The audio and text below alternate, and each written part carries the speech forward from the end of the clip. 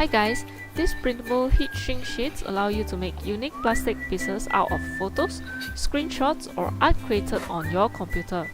Just feed the sheet into your inkjet printer, print out your design, cut them out into your preferred shape and punch a hole.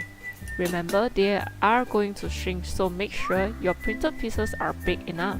Once it's ready, you can either shrink it with a heat gun, or if you are making a lot of them, just put them in a toaster oven or a convection oven and watch them shrink. Leave space between the shrink sheets or they might stick together. You only need to bake them for 1 to 3 minutes or until flat. At first, the sheets will curl up, but they will flatten back out. You can also flatten your creations more by pressing them flat with books. You can then use a UV resin to seal them to make the surface glossy. Make jewelry, charms, keychains, ornaments, toys or anything you can imagine. Create one-of-a-kind items or mass-produce your original image for everyone.